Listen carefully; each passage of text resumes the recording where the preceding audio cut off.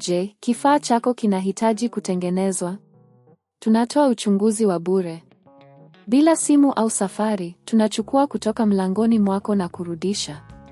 Kabla ya ukarabati, tunatuma bei na tunaendelea tu baada ya idhini yako. Rahisi, wazi na kitaalamu. Kiungo kiko kwenye maelezo. Hatua ya 1: kuanza na uchunguzi wa bure. Kabla ya kuanza mchakato wa ukarabati, ni muhimu kufanya uchunguzi wa awali.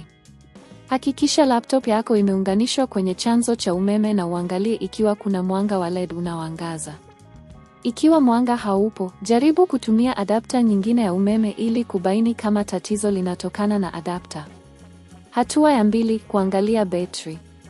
Bila shaka, betri inaweza kuwa na tatizo.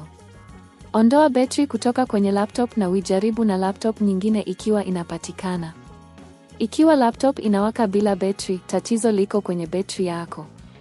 Ukitaka kubadilisha betri, bei yake inategemea na soko, lakini ni kawaida kati ya $30 hadi $70. Hatua ya 3: kuangalia viunganishi vya mbele. Angalia viunganishi vyote kama vile HDMI, USB na viunganishi vingine. Wakati mwingine, viunganishi vilivyoharibika vinaweza kusababisha laptop isiwake. Hakikisha hakuna vumbi au uchafu kwenye viunganishi. Hatua ya 4: kufanya reset ya mfumo. Ikiwa laptop yako haijawaka bado, jaribu kufanya reset ya mfumo. Fungua laptop, ondoa betri na adapta ya umeme, kisha bonyeza na ushikilie kitufe cha kuzima kwa sekunde 15. Baada ya hapo, rudisha viunganishi na jaribu kuwasha tena. Hatua ya 5: ukarabati wa kitaalamu.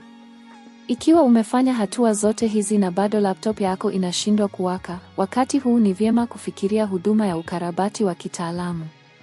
Unaweza kutafuta huduma za kuchukua nyumbani, ambapo mtaalamu atakuja kwenye nyumba yako kuangalia na kurekebisha tatizo. Bei za huduma hizi zinaweza kutofautiana, lakini kwa kawaida huanzia $50 hadi $100 kulingana na ugumu wa tatizo. Hatua ya 6: mambo ya kuangalia baada ya ukarabati. Baada ya ukarabati, hakikisha kufuatilia utendaji wa laptop yako. Angalia ikiwa inawaka vizuri na hakuna matatizo mengine yanayojitokeza. Pia, ni wazo zuri kuhifadhi nakala ya data muhimu ili kuepuka kupoteza taarifa zako. Hatua ya 7: kuwa na uelewa wa baadaye. Ni muhimu kuelewa sababu za matatizo haya ili uweze kuchukua hatua za kuzuia. Hakikisha laptop yako inapata huduma ya kawaida na usafishaji ili kuzuia matatizo ya baadaye. Je, kifaa chako kinahitaji kutengenezwa? Tunatoa uchunguzi wa bure. Bila simu au safari, tunachukua kutoka mlangoni mwako na kurudisha. Kabla ya ukarabati, tunatuma bei na tunaendelea tu baada ya idhini yako. Rahisi, wazi na kitaalamu. Kiungo kiko kwenye maelezo.